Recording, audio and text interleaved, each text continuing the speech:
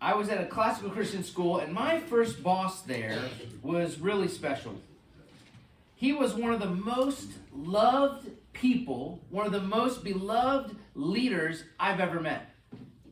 His teachers loved him. The kids loved him. The parents loved him, most of them. He was a principal, so there was always there were always one or two difficult situations, but he had an incredible rapport with the students. He had the ability to lead them, discipline them with grace in a manner that left the student corrected and yet encouraged. I remember one time a girl had a hat on and she wasn't supposed to have a hat on. And he walked over there and whereas I would have said, take your hat off, or, you're not supposed to have a hat on in school, take your hat off. He goes over there for about 30 seconds and is talking to this girl. She starts laughing, takes her hat off, and she's just smiling. He walked away. I said, what did you do? How did you do that? He just had an amazing ability to do that. Interact with kids, discipline with grace and dignity. And yet because he loved the kids and because they knew that he loved them, that enabled him to speak into their lives and challenge them in their walk with the Lord. And one of his phrases that I absolutely love, that you have to put in the context of all of this, having this great rapport with students, loving them, but yet pushing them on towards maturity, was this: thanks for doing the minimum. He would say that, thanks for doing the minimum. The students would, complete a task and do just enough to get the job done and say, hey, I did this. And he would say, thanks for doing the minimum. They didn't know whether to say, you're welcome, or I'm sorry. What does that mean? Thanks for doing the minimum. Did I not do enough? What does that mean? And I think the reason he would tell students that is that he didn't want them to just stop with their potential, with who they are, with what they could do, just at some arbitrary level. To just say, well, I've hit this level, so I'm done. I've done the minimum, and I'm done. No. He wanted them to do their best. And that's what he pushed them towards. It was a motivational tactic. Thanks for doing the minimum. And when he said that to us, we realized that we had just done the minimum. We just kind of squeaked in. And I think we all struggle a little bit with that, doing the minimum. We want the maximum reward for the minimum effort. And in a class setting, what do students ask? What do I have to do to get an A? What do I have to do? Is this going to be graded? Is this going to be on the test? I want to put forth effort, but not if it's not going to account for the grade, right? And it exposes their desire, our desire, to just do the minimum. What can we get by with? Well, when it comes to a relationship with God, we want to know, what's the minimum I can do and still be forgiven, Lord? What's the minimum? Just tell me what I need to do to get the grade necessary to get to heaven. What's the minimum that I can do? The Pharisees, the Sadducees, the scribes, they had this attitude. There were 600, they listed them out, 613 statutes in the Old Testament law. And they had them all listed. And they said, okay, this is it. This is the minimum. This is what we have to do. We're just going to follow these rules, follow these things. And then they grouped them, and they would discuss them, and then they would figure out ways to make sure that they were following them. But in their attempt to do the minimum, they fell short of God's standard. The subject of today's sermon is, what is the minimum we can do for God? Our passage is Mark 12, and we're only going to do up to verse 17 actually today. As I wrote my sermon, if we would have done the session that I had, we'd be here till 1 o'clock. So we're just going to do 12 to 17. So Mark 12 to 17. If you have your Bible or a pew Bible, turn to Mark 12, starting in verse 12. So 12. You're going to see Jesus talk about money and then talk about the most important thing. So if you're able to stand with me as we read God's word. Mark 12:12. And they were seeking to arrest him, but feared the people, for they perceived that he had told the parable against them. So they left him and went away. And they sent to him some of the Pharisees and some of the Herodians to trap him in his talk. And they came and said to him, Teacher, we know that you are true and do not care about anyone's opinion, for you're not swayed by appearances, but truly teach the way of God. Is it lawful to pay taxes to Caesar or not? Should we pay them or should we not? But knowing their hypocrisy, he said to them, Why put me to the test? Bring me a denarius. Let me look at it. And they brought one. He said to them, Whose likeness and inscription is this? They said to him, Caesar's. Jesus said to them, Render to Caesar the things that are Caesar's, and to God the things that are God's. And they marveled at him. The word of the Lord. Thanks be to God. Well, last week, if you were here, you heard about Jesus encountering the religious leaders. The week before that, he had cleansed the temple. He came through and he got rid of all the things that shouldn't have been there, and he instilled the things that should be there, prayer for the nations. And then the next day, he came back by the temple, and they asked him, Under whose authority are you doing all of these things and saying all these things? And then remember, he posed to them the question, Well, you tell me, under whose authority did John the Baptist act? Was he from God, from heaven, or was he from man? And they were torn because they knew the people regarded John the Baptist as a prophet, so they couldn't say from man. But yet if they said from heaven, they would then be giving credence to what John the Baptist said, who also supported Jesus and baptized him. So they said, We don't know. And Jesus said, Well, neither am I going to tell you how I'm doing anything. And then Jesus told a parable. Remember what the parable was last week? It was about a vineyard. And the owner of the vineyard sent people to come get some of the grapes and some of the produce from the vineyard, and they beat them, and they killed them. And then he sent his son, and they killed his son. And the leaders, the religious leaders, realized what Jesus was saying. They were the tenants who had not been faithful. They had taken ownership of something that wasn't rightfully theirs. They forgot they were stewards of God over the people, and they had taken the supreme position of authority. And Jesus foreshadowed what was going to happen, that they were going to kill him. That he was going to die that week on the cross.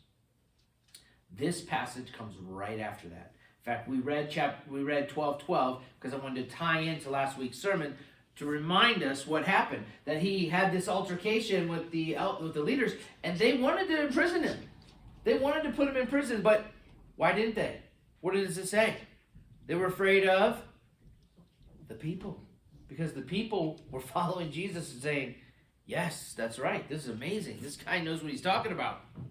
So, instead of confronting him head on, they decide to send some people to him. So they send these little spies or send these people, plants, to go and talk to him. And we see in verse 13, they sent to him some of the Pharisees, some of the Herodians, to trap him in his talk. All right, we use this word Pharisee all the time, right? I mean, if you've been in the church at all, you have heard the word Pharisee. We talk about Pharisees. The Pharisees did this. The Pharisees did that. Jesus talked to the Pharisees. The Pharisees. Who are the Pharisees? We know they were Jewish, but what about them? What do we know about the Pharisees? There were two groups that came back from Babylon. Okay, so a little bit of history here. Remember the exile? 586, Jerusalem is completely destroyed. Not completely, but the stones are turned over. The temple is destroyed. They take all the things that are inside the Holy of Holies to Babylon, and it's destroyed, and they're in Babylon. Well, they come back, and we've talked about this on Wednesday nights. We've talked about this a little bit in the other sermons, that they returned. It was the return from exile, from Babylon. When they returned, there were two groups that kind of rose up. The first group was called the Zadokim. Now, Zadok is righteousness. And so Zadokim were those that were righteous. They followed what was written in the law, and their focus and their kind of badge of honor was that they only listened to the law. They focused on the law. If it was in the law, they followed it. If it's not in the law, we don't follow it. And they really hammered in that. Now, from this group, the righteous group, came two other groups, and one of those groups was called the Sadducees. The Sadducees came from this group that only focused on the law.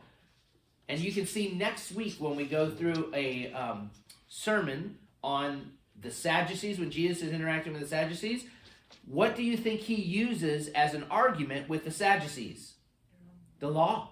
He goes back to the law, and he talks to the book of Moses and the law of Moses. So, that is the Sadducees. We're now talking about not the Sadducees, but the Pharisees. Now the Pharisees, so you had the righteous people, and then the other people were called the pious people, the Hasidim. The Hasidim were the pious people. Now they believed not just in the law, but they said it's the law and it's the elders. It's the other people. It's the constitutions. It's the other things that were given. In fact, they thought that some of these things came from Moses even at the Mount of Sinai. And in addition to the law, they had all these added on rules, added on things. Now guess who came from that group? Pharisees. The Pharisees. So the Pharisees had the law, but they also added on to it all of these writings of elders, all of these other constitutions, all of these extra things. And from the Hasidim group came the Pharisees. So that's a little background. We talk about the Pharisees all the time, and this is kind of new to me, honestly. I've read through, I know, I could tell you about the Pharisees, their characteristics, but I've not really delved into where do they come from? And they really started after the exile. So, the Pharisees distinguished themselves by their zeal. They followed the traditions of elders. They taught that was derived at the same time as the law. In other words, people started getting these rules and things about the same time Moses got the law, and they saw those on equal level. There are churches in Christendom now that look at things that are written by Christians outside of the Bible, and they put those on the same level as Scripture. That's kind of what the Pharisees did. The word Pharisee means the separate ones, the separatists. They thought they were just a little more holy than you. Okay? If you're a Pharisee, I'm just a little more holy than you. I'm going to separate from you. So I'm following the law, and I'm following all these other rules and things that were passed down. Okay? And I have special clothes. The Pharisees had special clothes that they wore to distinguish that I am a Pharisee. You know, who was a Pharisee that wrote a lot of Scripture? Paul. Paul said, I'm a Pharisee of Pharisees. So not all Pharisees are bad.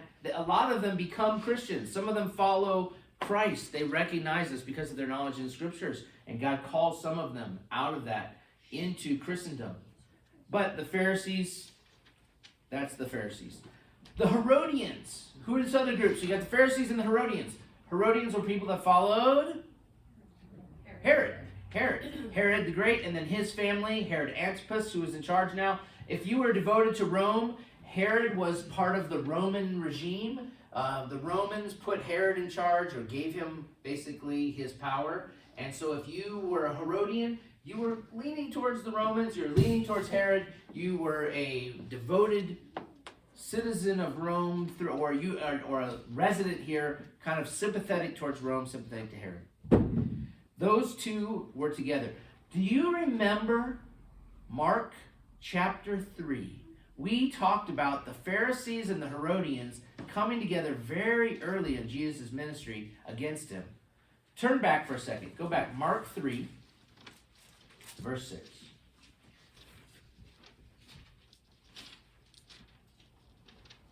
Jesus heals a man on the Sabbath. His hand is withered, and he heals his hand on the Sabbath. And they're saying basically, you can't do that. You can't do that on the Sabbath. He's like, oh, yes, I can. And he saw their hardness of heart. And he looked around with anger, grieved at their hardness of heart, and said, stretch out your hand. He stretched out and made the hand what happens when Jesus stands up to them and basically confronts them with this healing after they say, you can't heal on the Sabbath, and he doesn't. It says, verse 6, the Pharisees went out, immediately held counsel with the Herodians against him, how to destroy him. So since chapter 3, early on in Jesus' ministry, the Pharisees and the Herodians have been working together to try to figure out how to stop this guy, Jesus, because he's embarrassing them. And he's not honoring them. So they come to Jesus. All right, the first thing they do is butter Jesus up, right? Flattery. It's said already, their reason for coming was to trip him up in his words, to get him to do something, to trap him. So they weren't coming to learn from Jesus. They didn't have a true motive for coming to Christ. They came to him with an ulterior motive. And then they tell him, what do they say to Jesus? Verse 14, teacher. They call him teacher, which is a term of respect. We know that you are true. You don't care about anyone's opinion. You're not swayed by appearances, but truly teach the way of God. If they believed he truly teaches the way of God, why would they be trying to trip him up? Why would they be trying to discredit Christ? Why would they be against him if they truly believed that? They didn't believe that. Now we already know that from the passage right before that says that they sent these men out to try to trip Jesus up. But it's confirmed in the very next statement. Look at verse 15. But knowing their hypocrisy, he said to them. Jesus knowing their hypocrisy. Hypocrisy, that's another one of those words that we talk about. What does that mean? What is hypocrisy? Well, the actual word for a hypocrite or hypocrisy came from acting. A hypocrite was actually the name of a Greek actor. If you were a hypocrite, you're an actor. We have a few hypocrites here in this congregation that are in the Sound of Music this next week. But that doesn't mean that you're bad. It means that you're playing a role. But they use that phrase, hypocrite, to talk about somebody that was not playing a role in a play. They're in real life playing a role, and they're under a mask, as so to speak, concealing their true feelings and saying something that they really don't mean. Another way to say it is this: hypocrisy is creating a public impression that's at odds with your real purpose and motivation. And that's what they were doing. They were making the impression that they're for Jesus. Oh, gee, you're a teacher. You're so wise. You're truthful. You don't have any bias. You don't look at appearances. You don't look at somebody in the face, is really what the Greek says. Look, you don't look at them in the face. You just take everybody and assume that they are telling you the truth, and you are wise. They didn't really mean that. So they're buttering him up, trying to get in with Jesus, trying to set him up. And they're telling him this, that's their hypocrisy, but Jesus saw it. Jesus saw through their hypocrisy. And here comes the question. Here it is. How are we going to trip Jesus up? What are we going to say to him that's going to get him stuck? Jesus, is it lawful to pay taxes to Caesar or not? Should we pay them or should we not? Now, if you got your tax bill for next year in the mail like I did, you're probably saying, no, it's not lawful. We should not pay those taxes. Why did my property value go up so high? You have till June 7th to counter that, by the way. Or June 4th. So, they're putting this to him. Lawful here doesn't just mean, is it according to the law? That was the law. The Roman law said, you have to pay taxes. He's not asking, they're not saying, Jesus, is the law written that we pay taxes? No, that was obvious. It was written that you had to pay taxes. What are they saying in there? The word lawful here means, is it permitted under law? And they're not talking about physical law, man's law. They're talking about divine law. Is it according to divine law to pay taxes to Caesar, to the Romans? A little more history. You probably know some of this. Roman taxes weren't as kind of set in stone like our taxes are now. We at least have percentages, right? When you make this much money, your percentage is this. You get to deduct this much. Everybody is playing by the same field, at least in terms of the rules. Now, some of us may have tax attorneys and lawyers that help us find loopholes and look into things and make shelter tax, things like that. But the rules are the same for everybody. You make this much money, it's this percentage. This much money, this percentage. Not so in Jerusalem. In the Roman Empire, if you wanted to be a tax collector, you went to an auction. And they would auction off each year different regions. And they would auction off Jerusalem and say, okay, last year Jerusalem brought in 72 million denarius. Okay, who wants to buy Jerusalem? And you would bid on what you thought you could get from taxes from the people with a little margin for yourself. So you'd bid on Jerusalem. Okay, yes, you get Jerusalem. You go. Now, you are in charge of all the taxes in Jerusalem. So then you would then hire tax people to work under you, and they would go around. There's a poll tax that just coming in the road you'd pay. There's a tax per person. There's a tax. They taxed everything. It was not fair. There wasn't a set percentage that they would get. If they could figure out a way to tax it, they would. And if you didn't pay your taxes, excuse me, Roman soldier, yes, come on over here. Yeah, this guy doesn't want to pay his tax. You were stuck. You had to pay it. That's what happened. And guess what? Once you met your quota, you bought Jerusalem for so much money. Once you got that in taxes and sent that to Rome, what was above that went right in your pockets. So that's how they made their money. They would get as much money as they could from taxes, send in what they had promised, and Rome said, that's good. We got what you said you bid on. The rest is yours. And then they would exact more taxes and more taxes. So you can see how this person that was the tax man was not your best friend. He's not somebody that people loved. If you've seen the Chosen and Matthew, what is Matthew? He is an outcast. He has this beautiful house and all these things and great clothes, and he's all snazzy. No one talks to him because he's a taxman. And there were many Jews that had gone to the other side, and now they're taking taxes for Rome and making money off of their people.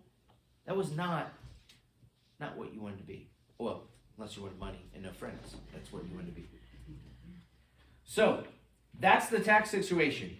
And basically, what are they doing to Jesus? They're putting up two things. So let's just assume he says, no, you shouldn't pay taxes. Who's he going up against? Rome. And the tax people. And all of the rulers and the leaders and the people. And they're probably listening. He says, should we pay taxes? I'm sure there are a few soldiers that kind of came over and were like, you telling people not to pay taxes? Who said not to pay taxes? So if he says no, he's bucking the authority. He's going against the law. He's telling them to not do what Rome has established. And yet, if he comes on this side and says, yes, pay the taxes, well, then he's siding with Rome. And then he's making the people kind of go against him because they probably got their tax bill just like you did last week. And they just paid a big poll tax and all these other things. And when Jesus says, yes, just pay the taxes, that kind of puts him against the people who did not like the tax man. They didn't like the regime of taxes. So he's at a no-win situation here. He really can't answer this question. Well, that's why they asked the question. That's why they put it to him. Oh, by the way, here you go. What's he going to do? What's he going to say? Who's he going to side with? Rome or the people? Rome or the people? Well, Jesus asked them to bring a denarius. Go ahead, Marshall, show the picture of the denarius here. This is the denarius, probably the same coin that Jesus had in his hand when they asked him to bring a coin. This started about mid-14 BC. to 37 BC, Tiberius was the second emperor after Augustus. And Tiberius started making up coins.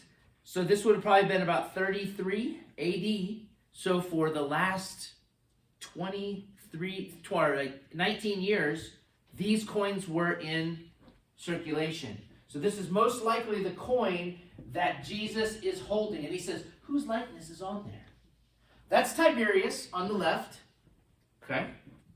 And on this coin, written around here, the first two letters are T-I on the bottom right. That stands for Tiberius. The next are C-A-E-S-A-R. Caesar. His name was Tiberius Caesar. Okay? Then it's Divi at the top. Divi from divine. Okay? And then around it, it says August, A-U-G, Aug, and then F, and then another Augustus. What it means, it's Tiberius, Caesar, Divi, Augusti, Filius Augustus, which you know what that means in Latin, right? Means Tiberius Caesar Augustus, that was his name, son of the divine Augustus. Now, Augustus was an emperor. Augustus divorced his wife. Tiberius's mom divorced her husband. And Tiberius's mom married Augustus. And Augustus adopted him. That's how Tiberius became the second emperor, because he was the adopted son of Augustus. But notice the Divi. He considered himself son of a god. That he was a god, because he was the emperor. Taking that position in his mind, in the society, they kind of thought that the emperor was like a god. He was godlike. On the right side, it says Maximus Pontiff. And that means high priest. Pontiff Maximus, which is the high priest. He considered himself the high priest of Rome, over all religions, over all everything, that he was a god, the son of a god. There is Tiberius. Caesar Augustus was his name. So, the men ask if it's lawful to pay taxes, and he says, let me see it. Whose face is on there? Whose inscription is on there? Tiberius Caesar. They just say Caesar. Caesar was a general term. Julius Caesar was the first one that had that in his last name, Julius Caesar. This is his family name. But all the leaders were considered Caesars after that. So Tiberius Caesar. And they say, is it okay for us to give taxes, give money to Caesar? Give money to Caesar. Jesus flips this around a little bit. He says, give back to Caesar that which is Caesar's. What that word render means to give back. The implication is it's owed them. It's owed Caesar already. Who created that money? Rome. Who gave that money out in circulation? Rome. Who was the one that established the roads and everything and did all that? Rome. Whose jurisdiction are you under? Rome. Then give back to Rome. Give back to Rome what's owed them. You know, if you and I live in a state or a country, we have to abide by the rules in that state and that country. And if the rules are that we give 15% or 20% or 30%, those are the rules. If you don't want to do that, move out of that state or move out of that country to another country that has a taxation policy that is suitable for you. When I was in Florida, there were a group of men that worked together in an industry. They did a niche in the construction market, and they all pulled together, and they only worked in cash. For you to use them, they only took cash. And you know why? They didn't declare any of their income. But they didn't do it just because they were, unscrupulous. They did it because they didn't agree with the government. And they made a stand in a position, and they said, we don't believe in the things the government's doing with our money, so we're not going to give them any. We're going to work, and we're going to take all of our money in cash, and we're going to tithe to the church, and we're not giving any money to the government. Well, I kind of get that principle, and I understand what they're saying, but Jesus here says you're to give back to the government what is due them, what they've already given you, the things that they've established. That's part of the deal. Give back to Caesar that which is Caesar's.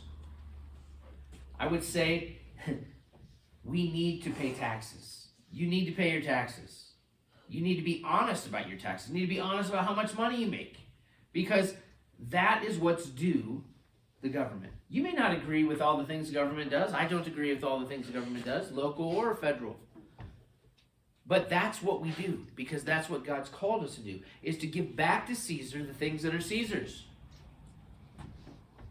But the second part of this response is where I really want to camp out right now, is that, then I don't want you to miss this. Look back here again. Okay?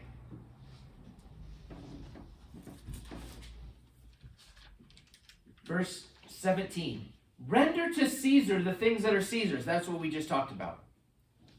And to God the things that are God's.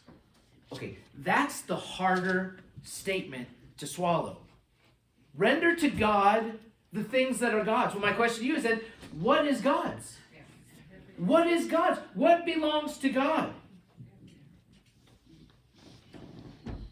Now, we have a lot of laws, copyright laws, artistic creation laws, patents. All of these are designed to preserve a creator's rights to make money off of whatever their creation is, right? Because they belong to the creator. Well, God created all things. He created man from the dust. He created woman from the rib of a man. By extension, God created you. He created everything in this room. He created everything in your home, everything that you see, everything that you do, all the food you eat, the air you breathe, the sun you receive. He created it. Genesis 14:19 says, he blessed him and said, blessed be Abraham by God Most High, possessor of heaven and earth.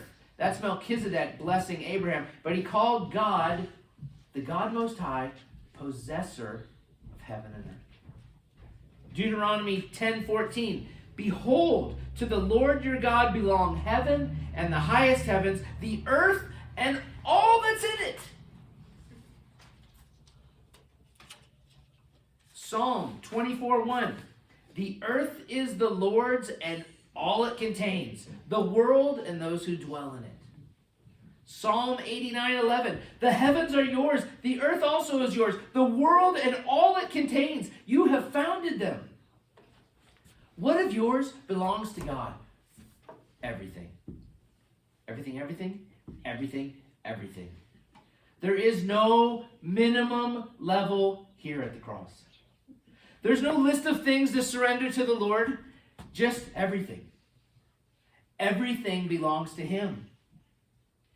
Now, if you're looking for things to hang on or keep for yourself, like the Pharisees are doing in this passage, can we just kind of keep our taxes and not give them to Caesar? Because, it'd be nice to hang on to this tax money. You'll not find a way with Jesus. Give the governments what's theirs. Money is not what God is concerned about, especially coins made by a government. Give them what they claim and it's rightfully owed as a citizen or resident of a country. But give God everything He owns. God said it a little differently in Deuteronomy 6, didn't He? Remember Deuteronomy 6? Hear, O Israel, the Lord our God, the Lord is one. You shall love the Lord with all your heart, all your soul, and all your might. If you're a Christian, there's no shortcut. There's no trick. There's no hack. There's no easy path. It's very simple. Love God with everything you have.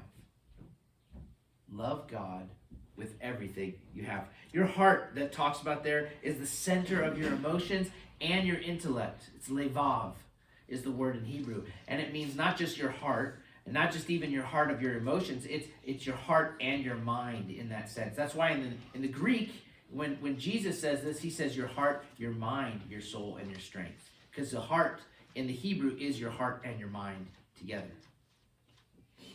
Your soul, your life, your breath.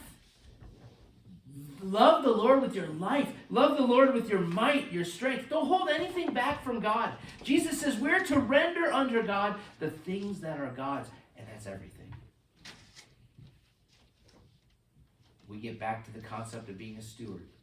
Everything we have is on loan from God. We need to live like that's true. Hold on to things loosely. They're not ours. They're God's. We're a steward. He's entrusted it to us for a little while. And he's watching how we care for his things. We need to be ready at any time to release something that God has put in our path. And that's hard. As a parent, I can't imagine losing a child.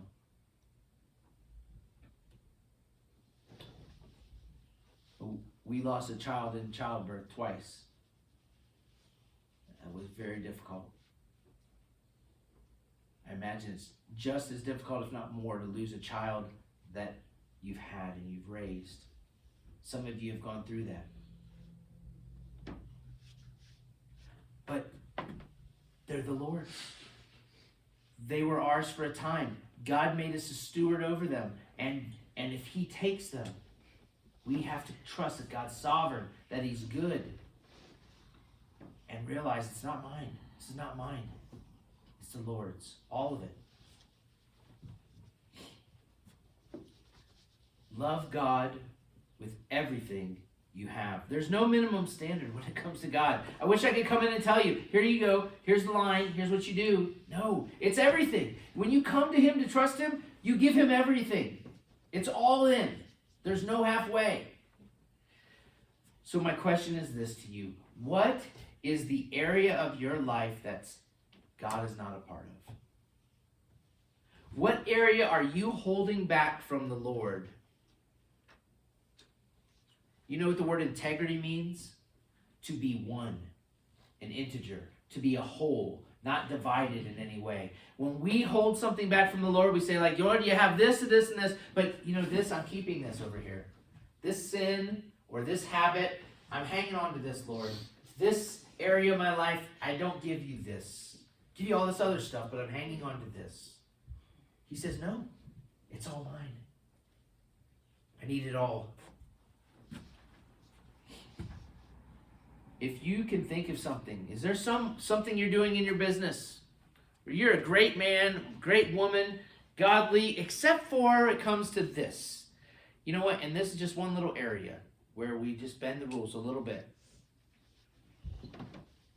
No, God says, give to God what is God's.